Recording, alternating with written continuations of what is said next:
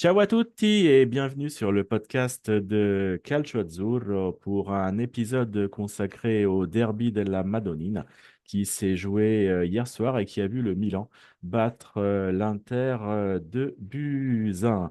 À mes côtés pour faire le débrief de la rencontre, j'ai un Théo Contou qui est aux anges et qui est heureux. Salut Théo. Bonsoir Gibo, bonsoir à toutes et à tous. Effectivement, ravi. Maintenant, on va tenter de rester objectif parce que c'était une très belle rencontre et c'était surtout un beau match de la part des deux équipes auxquelles on a assisté hier. Ouais, tout à fait. Et avant de parler vraiment du match en lui-même, les deux clubs ont vécu une semaine très, très particulière, on va dire. Du côté de l'Inter, donc il y a eu ce match nul à Monza où ça a un peu fait toquer sur un jeu un petit peu défaillant, une équipe qui ne s'est pas créé beaucoup d'occasions. Et après, derrière, il y avait ce match importantissime dans la semaine qui était ce déplacement à Manchester contre City. Et là, on a vu une Inter vraiment, je vais dire, exceptionnelle. Ça a vraiment fait jeu égal avec ce qui se fait de mieux en Europe. Et de l'autre côté, tu avais un Milan qui, au contraire, avait battu Venezia 4-0 samedi. Mais la défaite contre Liverpool 3-1 dans des proportions qui auraient pu être nettement plus importantes, on a eu entre mercredi et dimanche une période où très clairement tout le monde mettait l'Inter tout là-haut, le Milan tout en bas, et que finalement le Milan n'avait quasiment aucune chance de gagner ce match.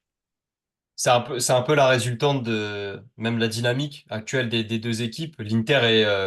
Se connaît bien quand même sous Inzaghi pour la simple et bonne raison que Fonseca découvre ces équipes alors que l'ancien de la Lazio la connaît très bien. Et la semaine qui vient de passer, que les deux équipes viennent de passer, elles sont à l'image des deux clubs. Le 3-5-2 de l'Inter demande beaucoup d'énergie. Donc face à Monza, on avait eu cette rotation classique de 4, voire même 5 joueurs qui sortent du 11. Et comme tu l'as très justement souligné, l'Inter a dû attendre la toute fin du match pour recoller. Ils ont fait, je pense, une des performances les plus remarquables pour un club italien en Ligue des Champions cette semaine, même si la Juve a gagné, c'était pas le même calibre en face. À l'inverse, Milan s'est rassuré face à un Venise en demi-teinte et avait remontré les mêmes failles face à Liverpool, dans la mesure où ils avaient été capables d'ouvrir le score lorsque les Reds étaient endormis, mais dès lors que ils avaient remis un petit peu la machine en route, Milan était dépassé dans tous les secteurs de jeu. Donc la dynamique d'avant-match, elle laissait très peu d'espoir, d'autant plus que Milan a gagné très rarement, voire quasiment jamais, des derbies dans l'ère Stefano Pioli. Ouais, non, c'est clair, quoi. Donc, pour le rappeler, donc, le Milan restait sur 6 défaites d'affilée dans le derby. Si l'Inter avait gagné hier soir, c'était la 7e victoire d'affilée. Là, ça aurait été un record absolu, vu que le Milan avait réussi par le passé également 2 fois à faire 6 victoires d'affilée. Mais personne n'avait gagné cette 7e fois, donc c'est pas arrivé non plus.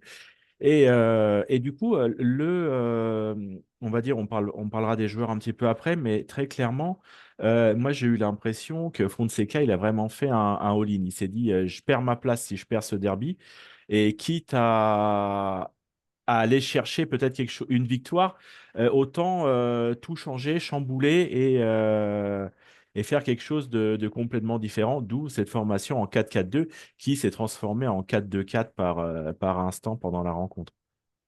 Bah, l'histoire récente quand même de cet AC Milan, on repense souvent sur des changements drastiques de dispositifs, mais pas d'effectifs. Pioli avait de la même manière lancé sa saison lors d'un derby déjà, où à l'époque Hakan Çalhanoğlu avait été positionné juste derrière Ante Rebic, et ça avait lancé un peu l'avènement de ce 4-2-3-1 qui a duré pendant quasiment 4 ans. Fonseca était plus ou moins dans la même configuration. Il arrive avec ce 4-2-3 un peu vieillissant, il teste. Et à la différence des autres années, l'AC Milan a deux attaquants plus ou moins du même âge et plus ou moins avec la même forme physique. On est très loin du duo Ibrahimovic-Giroud, notamment, que l'AC Milan avait eu sur la saison passée. Donc, bah, il y a cette possibilité, aussi simple soit-elle, tu l'as très justement dit, de jouer avec deux attaquants devant, chose que Milan n'avait plus faite depuis très longtemps, hormis et quelques fois, j'ai des souvenirs de Giroud qui accompagnait ou épaulait Zlatan Ibrahimovic ou Dante Rebic pour les 20-25 dernières minutes du match, mais deux pointes, c'était très rare. Il a tenté quelque chose après un échec tactique face à Liverpool et puis quelque chose d'assez timide face à Venise, mais l'opposition a fait qu'il l'a quand même imposé assez largement. Donc c'est vrai qu'il y avait deux classes d'écart avant ce match-là et que même si on essaye de voir un peu plus loin que cette rencontre, l'Inter va se remettre de cette défaite parce que c'est un club d'un meilleur standing européen et en championnat que l'AC Milan depuis quelques saisons. j'aurais difficilement, de un, imaginé un avenir pour Fonseca après cette défaite sur un derby, et de deux, si ce 4-4-2 n'avait pas pris, j'aurais même eu du mal à imaginer un dispositif alors on va aborder la sixième journée de Serie A ce week-end. Donc, heureusement, dans une certaine mesure, que l'AC Milan arrive, parce que dans l'histoire des deux clubs, l'AC Milan avait beaucoup plus à perdre que l'Inter sur ce derby pour le coup. Ouais, non, très clairement, quoi. Il est clair que Fonseca, en cas de défaite, je pense qu'il aurait sauté. Hormis une défaite dans un match un petit peu serré où ils auraient montré quelque chose de différent, mais clairement, il était sur la sellette, donc il a fait vraiment ce choix. Et ce choix donc de Fonseca, on va dire, quels sont les grands vainqueurs? Tu as donc, Morata Abraham devant. Du coup, ils montrent qu'ils peuvent jouer ensemble. Morata a eu cette intelligence, on va dire, de venir épauler l'attaquant anglais.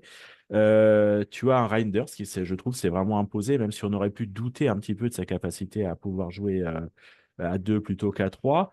Et tu as cette solidité en défense qui a été retrouvée avec un Gabia, on en parlera un peu plus longuement après, mais qui semble devenir carrément la pièce maîtresse de l'équipe. Il y a des gagnants, très peu de perdants. Moi, j'en vois que un ou deux, mais les gagnants sont assez nombreux. Pulisic montre qu'il est aussi capable de jouer un cran plus bas et plus entouré. C'était un joueur qui avait tendance à beaucoup étirer ce bloc milanais quand on jouait en 4-2-3-1. C'est moins le cas dans ce 4-4-2. Fofana aussi montre qu'il est capable d'évoluer un cran plus haut. Lui qui avait quand même de grandes chances d'être cantonné à un rôle de milieu de terrain défensif avec la blessure jusqu'à début 2025 d'Ismaël Benasser. Donc Reinders, c'est logique. Le Hollandais, de toute façon, fait un début de saison, que ce soit avec la sélection ou en club, absolument fantastique. Et puis ouais, cette doublette-là, même si on voit que c'est pas un 4-4-2 pur, dans la mesure où entre les lignes, et surtout lorsque l'AC Milan avait ou n'avait pas le ballon, l'Espagnol et l'Anglais n'étaient jamais sur la même hauteur sur le terrain. Donc cette notion de déséquilibre, je pense qu'elle est aussi importante parce que le 4-4-2 est quand même l'une des formations les plus anciennes et tout du moins l'une des plus courantes dans le monde du football moderne. C'est important d'y apporter cette notion de déséquilibre, surtout en Serie A, où rien que pour parler du 3-5-2 de l'Inter, l'équilibre de cet Inter-là repose justement sur leur capacité à déséquilibrer les lignes. Donc il y a beaucoup de gagnants, et puis ouais, il y avait forcément des surprises. Moi, ne serait-ce que de pas voir un Pavlovic sur la feuille de match en tant que titulaire, ça m'avait surpris. Force est de constater que le retour dans une défense centrale avec deux droitiers n'était pas tant une mauvaise chose que cela, et ça a même permis à l'AC Milan de s'imposer hier. Ouais, voilà. Après, si on peut voir peut-être des joueurs qui ont perdu quelque chose, moi je pense un petit peu à Loftus-Cheek qui va avoir un petit peu de mal s'il reste sur un 4-4-2 à avoir vraiment une place. Et je voulais avoir ton avis un petit peu sur Rafa Leao parce que c'est toujours, comme on dit, un peu coach et d'élite. Il y a, un coup, il va te faire un truc sympa, puis le coup d'après, il va passer au travers. La presse commence à être très très dure avec lui, peut-être même, je trouve même un peu trop par moment, parce que là, par exemple, dans la Gazzetta, bon, il prend 5 alors qu'il a quand même fait quelques trucs intéressants. Toi, Léao, du coup, sur ce positionnement 4-4-2, est-ce qu'il peut perdurer, sachant que l'effort défensif, c'est pas son top, ou il va falloir qu'il se remette encore un peu plus en question? J'ai en tête l'image et l'expression de son visage quand il sort. Léao, il sort à moins de 5 minutes du terme, remplacé par Chukwueze à la 87e ou 88e minute de jeu. Et il a l'air complètement désemparé, le Portugais, d'être sorti par son compatriote de nationalité Fonseca. Pour autant, moi, je la comprends, cette sortie. C'est un Rafael Leao peu impliqué défensivement qu'on a vu hier, chose qu'on peut pardonner face à certaines équipes. Dans un couloir où Pavard et Dumfries ont pris énormément d'espace et de place face à Théo Hernandez, j'ai un peu plus du mal à le concevoir. On sait que le barème italien pour la presse n'est pas le même que celui en France, donc le 5 veut dire qu'il n'est pas dans la moyenne du 6 et qu'il descend en dessous. Je suis d'accord avec toi sur le fait que ça me semble sévère. Néanmoins, quand on voit l'application offensive et défensive des trois autres éléments qui avaient vocation à apporter du danger devant hier, Morata, Abraham et Pulisic ont plus pesé sur la défense de l'Inter, mais ont été plus aussi présents lorsque l'AC Milan n'avait pas le ballon. Et ça, malheureusement, c'est pas quelque chose qu'on peut mettre à l'actif de Raphaël Leao hier. Donc, cette absence de hargne, elle peut lui être préjudiciable, même si, évidemment, que sur le papier, un Okafor qui démarre à sa place au poste de milieu gauche, c'est une légère perte en termes de qualité technique, et l'expérience de Leao en Serie A serait importante. Pulisic à gauche ne serait pas véritablement à son poste. Chukwueze a jamais réellement évolué à ce poste-là. Terracciano serait un cran trop haut. Il est évident que la qualité de Leao est au-dessus de tous les joueurs que je viens de te citer. Néanmoins, dans des grands matchs comme ça, on attend des joueurs survoltés. Moi, l'attitude d'un Abraham m'a énormément surpris. Hier, on parle d'un joueur qui a connu beaucoup de grands moments déjà avec l'AS Roma. Et il semble déjà complètement s'être intégré dans cet effectif-là et semblait avait une joie assez communicative de la victoire dans ce derby. Léao, j'ai eu plus de mal à sentir cette hargne et j'en étais presque désolé pour lui parce que c'est un joueur qui s'exprime toujours sur le terrain. On le voit, c'est peut-être aussi pour ça que beaucoup de gens l'aiment. Et je l'ai senti déchu, ouais, complètement désemparé de sortir hier, même si c'était qu'à 4 minutes du terme. Pourtant, malgré tout ce que je viens de te dire, je comprends la décision de Fonseca de le sortir et de lui montrer justement que il n'a pas donné suffisamment sur ce derby-là et qu'il méritait pas de finir la rencontre. Ouais, voilà. Bon, après, qui plus est, le Milan gagne une fois qu'il est sorti, même si on va dire ça, c'est je pense, plus le fruit du fruit du hasard. Côté de l'Inter, l'Inter a joué Manchester City 4 jours avant. Moi, j'ai un peu, je sais pas toi ce que tu en penses, parce que bon, la Gazzetta et même les autres, la presse italienne dans son ensemble disait, se posait la question, est-ce qu'Inzaghi a bien préparé ce derby? Moi, je pense qu'on peut pas ne pas bien préparer une rencontre de ce type. Mais où est-ce qu'on peut se poser la question? C'est plutôt de se dire qu'entre le match contre Manchester City et le match contre Milan, est-ce qu'au final, le match le plus important de la semaine pour l'Inter, c'était pas celui contre City en Ligue des Champions? La confrontation de ce derby-là, comme on l'évoquait il y a quelques minutes, il y a une des deux équipes qui avait beaucoup plus à perdre et c'était pas l'Inter. Euh, Maintenant, comme l'Inter se connaît plus ou moins sous Inzaghi, il y a cette dynamique-là et ce rythme alterné entre les matchs qui font que c'est pas qu'ils s'impliquent de la même manière dans les matchs, mais simplement, euh, il y a des matchs où quand l'Inter démarre, typiquement le 11 qu'ils mettent face à Monza, on sait que le match se décidera pas avant l'heure de jeu. L'Inter sera pas en capacité de tuer le match avant, parce que c'est une rotation très lourde qu'impose Inzaghi, et c'est pas un ou deux changements, c'est 4 à 5, et aussi parce que l'Inter demande tellement d'énergie durant un match que c'est compliqué de l'aligner sur deux rencontres. La solidité défensive qu'ils ont affichée à l'Etihad Stadium a forcément eu des répercussions physiques. Néanmoins, ils n'ont pas fait un mauvais match. Et on le disait en préparant cette émission, s'il y avait un partout, l'Inter ne serait pas passé à côté de sa rencontre. Et même avec cette défaite-là, ils ne sont pas passés à côté de leur rencontre, à mon sens. Euh, la préparation, je suis d'accord avec toi. L'atmosphère est tellement unique de ces matchs-là que même si c'est important d'insister sur l'aspect mental, le terrain est impossible à prédire. Et c'est même en ça que le foot réside. Si c'était une science exacte, je pense pas qu'on verrait le foot de la même manière. Tactiquement, j'ai pas l'impression non plus qu'ils sont passés à côté de leur rencontre, mais c'est vrai qu'il y a quelques cas, quelques individualités où tu t'es dans le droit de te questionner sur l'impact qu'ils ont eu sur ce match. Je pense évidemment à Lautaro Martinez devant, côté Inter.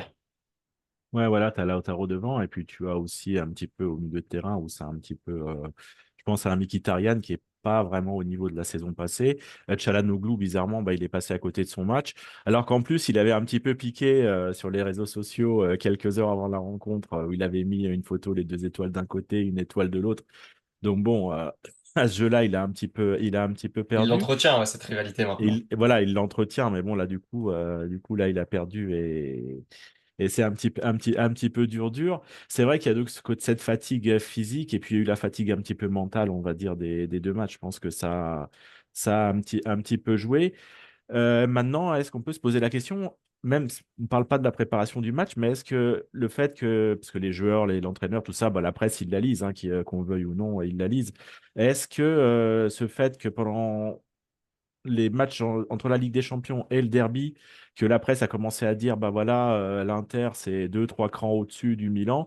Est-ce que ça ne les a pas un peu inconsciemment poussés, peut-être, je veux dire, à relâcher ce petit dixième qui a fait la différence au final?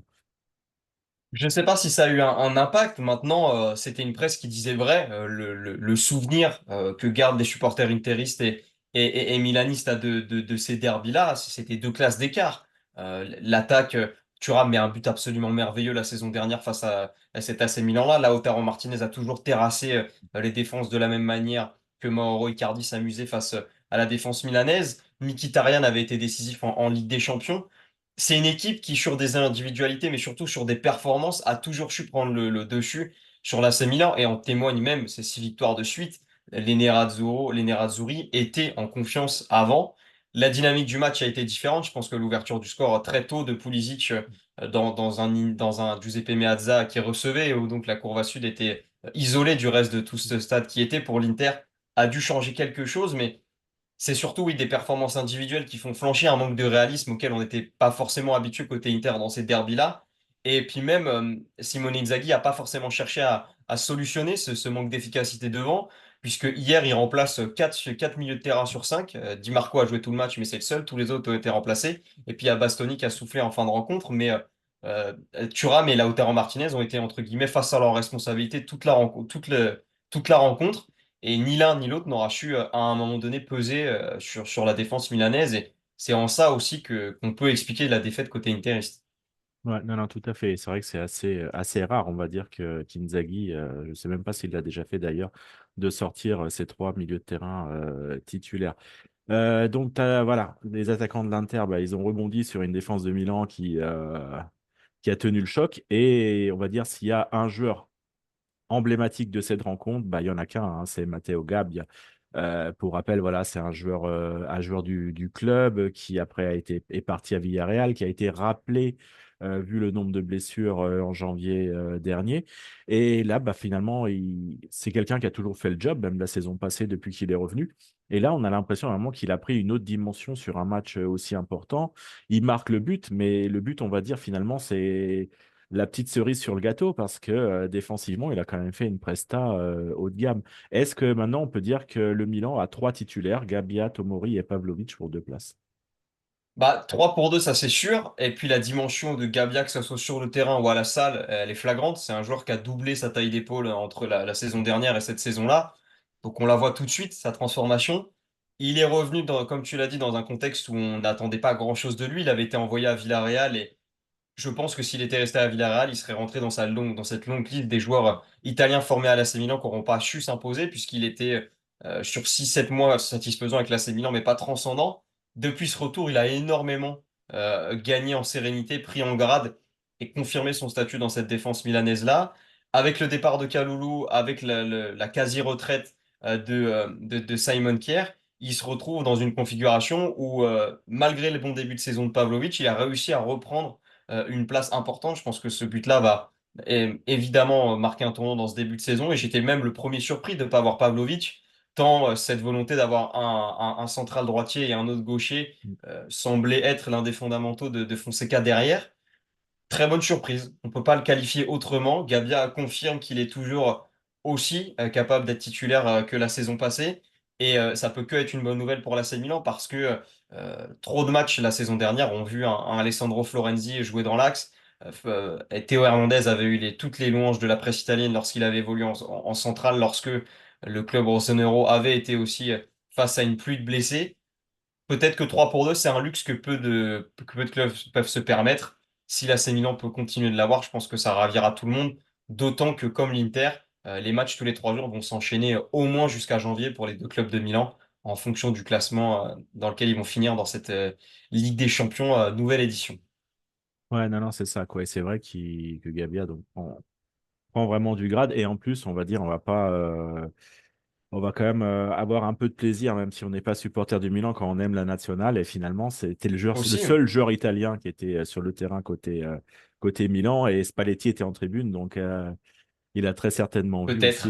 Il y a encore un peu à les gagner hein, joueurs. Ouais. sur Buongiorno, sur Bastoni, sur Calafiori. Il faut pas être chauvin non plus, surtout quand on voit le match de Calafiori ce week-end face à Manchester City. Mais ça peut être une nouvelle encourageante et ça serait surtout une belle histoire pour un joueur qui a quasiment tout connu avec l'AC Milan, même si le chemin est encore long. Ouais, ouais, non, je suis d'accord avec toi. Côté Inter, donc on en a un petit peu parlé tout à l'heure de Lautaro Martinez. Au-delà du match qu'il a fait dans le derby, où au final, on va dire, ça n'a pas été le plus mauvais, très clairement. Il fait la passe décisive à Di Marco. Il a eu quand même deux belles occasions. Mais Lautaro Martinez, bah, il est plus décisif et il a quand même une stat qui est quand même hallucinante.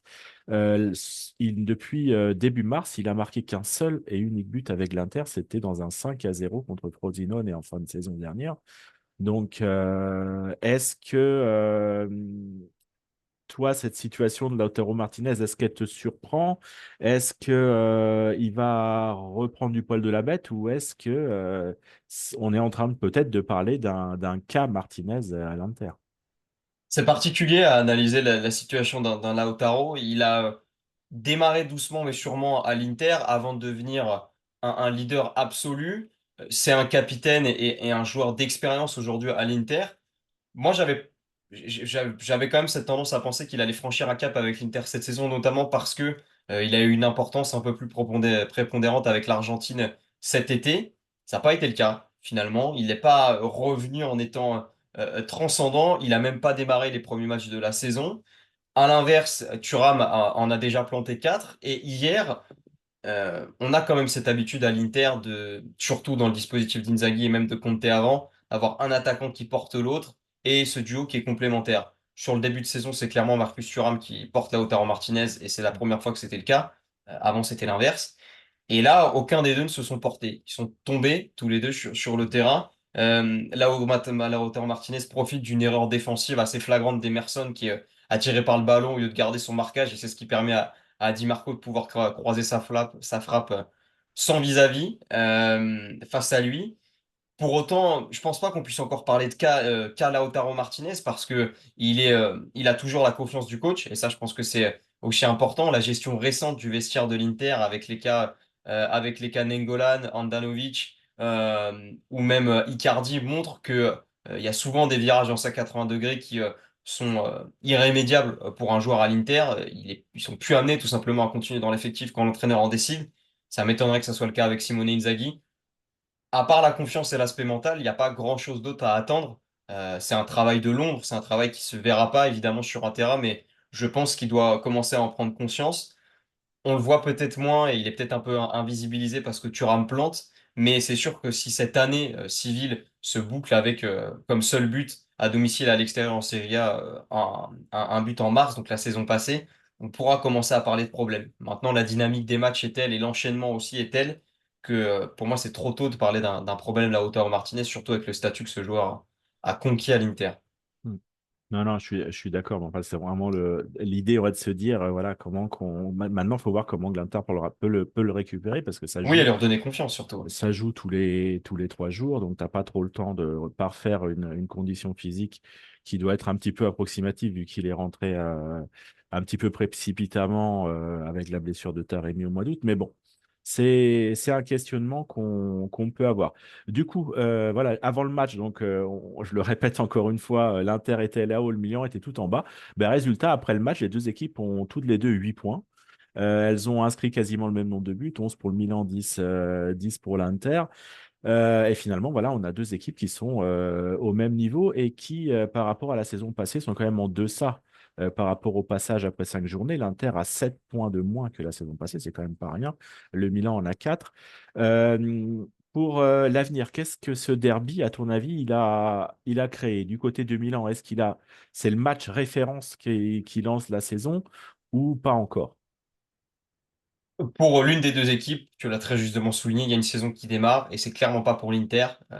L'AC Milan semble-t-il, trouver le dispositif qui permet de concilier les états d'âme des uns et l'arrivée des autres. S'il est confirmé dès ce week-end face à Lecce, on pourrait aussi avoir cette preuve que le 4-2-4 a conquis l'ensemble de l'effectif rossonero. Pour l'Inter, il faudra très vite se remettre dans le bain et affronter une Udine qui fait un début de saison absolument merveilleux. Donc dans les deux cas, il y aura cette notion de confirmation pour deux équipes qui, tu l'as très justement souligné, ne sont pas à l'endroit où on les attendait. De toute façon, on aura l'occasion d'en parler une autre fois, mais le top 5 de cette Serie A après 5 journées surprend absolument tout le monde. En tout cas, la réalité, dans une semaine où il n'y a pas de Ligue des Champions, elle est assez simple. L'Inter va devoir être capable de se ressaisir face à une Udine qui est dans le top 3 actuellement, tandis que Milan devra confirmer face à un Lecce un petit peu plus fragile. La finalité reste la même, confirmer l'exploit pour un et la mésentente pour l'autre, et pas marquer un tournant, parce que dans les deux cas, c'est des équipes qui étaient engagées et il y a que 3 points d'écart entre la première et la huitième place, comme le championnat démarre, mais c'est des tournants dans des sens différents et cette notion de confirmation est quand même importante pour les deux effectifs. Ouais, non, non, c'est clair. Mais enfin, bon, on va voir déjà si Fonseca il va continuer vraiment avec ce C'est tout ce 4, qu'on peut espérer, hein. ce 4-4-2 continuellement. Et puis, si ça va lancer la saison, si ça va créer vraiment une dynamique positive. Concernant l'Inter, juste une question comme ça. Est-ce que, bon, tu es supporter du Milan, mais tu serais supporter de l'Inter, est-ce que tu t'inquiéterais, on va dire, un petit peu de ce début de saison? L'inquiétude, elle reste partagée. Moi, quand les clubs européens, les clubs italiens évoluent en Europe, je suis le premier à être derrière la Juve, l'Inter ou même la Roma. Et cet Inter m'a paru tellement, pas impassible, mais solide face à City, que je me suis un moment aussi questionné sur cette débauche d'énergie qu'ils ont peut-être laissée à Manchester et qu'ils n'ont pas été capables de reproduire 3 jours après à Milan, tant elle était difficile à mettre en place. Maintenant, c'est un Inter qui va plus avoir les mêmes capacités à tourner à certains postes. Je pense à devant notamment, où le duo Lautaro Martinez, Thuram tarde à prendre. Taremi s'est blessé très tôt et Arnautovic, de par sa carrière dans les grands clubs, est aussi cantonné à ce rôle-là de remplaçant. Donc il va falloir trouver des solutions assez vite, tandis qu'un Milan a beaucoup de joueurs et ils sont pas encore tous exploités. Donc pour l'Inter, ça va plus être cette notion de tout le monde puisse trouver sa place et que tout le monde puisse apporter quelque chose aussi. Je pense à un Davide Fratesi qui va peut-être avoir un coup à jouer avec la méforme au milieu de terrain là, un Zielinski qui est pas non plus très loin. Tandis que du côté de l'AC Milan, on est encore bien loin de cette sérénité d'effectif et de dispositif que Simone Inzaghi a, où les joueurs changent à chaque match, mais c'est pas pour se reposer, c'est simplement parce que l'AC Milan n'a pas encore trouvé son dispositif. Donc l'Inter, à mon sens, devrait plus être inquiet sur la gestion physique de ses joueurs et sur, voilà, est-ce qu'ils auront cette possibilité toute la saison de choisir leur match? Parce que c'est ce qu'on évoquait en début d'émission. Donner autant face à Manchester City pour s'effondrer physiquement derrière face à l'AC Milan, c'est pas quelque chose qui pourra reconduire durant toute cette Serie A, parce qu'il y a un Scudetto quand même à aller chercher, il y a un titre et l'Inter joue évidemment le titre. Donc je pense que ça, c'est dans la tête de Simone Inzaghi à l'heure où on se parle. Ouais, voilà. Mais en tout cas, je pense que même si on veut pas se l'admettre, peut-être que c'est le match référence aussi pour le Milan. Ah, on va peut-être pas trop tirer des plans sur la comète et se dire que le Milan va aussi jouer le titre. Mais des Ah, fois, je pense que il suffit d'un rien, hein. Moi, j'ai le souvenir de l'arrivée d'Arrigo Sacchi à Milan lorsqu'il perd contre l'Espagnol et que tout le monde voulait le virer, à part Berlusconi et Galliani. Quand on voit ce qu'il a fait derrière, bon, voilà, l'histoire des fois peut réserver des belles surprises là où on ne s'y attend pas. Voilà, bon, écoute, moi sur ce derby, bah, je pense qu'on a fait le tour. Et puis, on verra donc la semaine prochaine ce que ça va donner. Et en effet, quand même, t'as quand même indirectement souligné un point important. Et là-dessus, je trouve qu'on joue quand même un petit peu trop. Il y a trop de matchs et trop de matchs rapprochés. Et très clairement, ça c'est semblait le dû souligner, hein. aux joueurs. Rodri le disait quelques jours Mm. avant et il s'est fait en plus les ligaments croisés sur un contact anodin ce week-end face à Arsenal. Willy Orban, le défenseur hongrois de Leipzig, en a aussi parlé.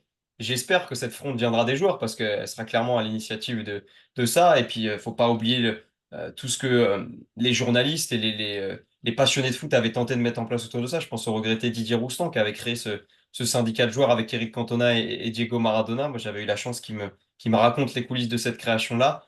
Ça fait partie des choses pour lesquelles les joueurs doivent se positionner. Et, ce repos-là va sembler de plus en plus inévitable. D'autant qu'il y a une Coupe du Monde des clubs qui va même se jouer pour certaines écuries de l'élite italienne. Euh, c'est important. On est déjà à 5 journées disputées alors qu'on n'a même pas débuté le mois d'octobre. Un calendrier, c'est long et j'espère que des choses seront faites et que les joueurs sont prêts à se positionner parce que c'est pas ici qu'on dénigrera le droit des joueurs sur ce podcast-là et que une grève ou même un week-end banalisé parce que les joueurs souhaitent se reposer serait évidemment une avancée majeure dans le droit des joueurs dans ce football moderne. Ouais, non, je suis d'accord avec toi. Écoute, Théo, je te remercie de m'avoir accompagné et puis bah, on se voit très très bientôt pour de nouveaux sujets, hein. Et je remercie aussi tout le monde pour l'écoute et puis je vous dis à très bientôt sur Calcio Azzurro. Ciao à tutti.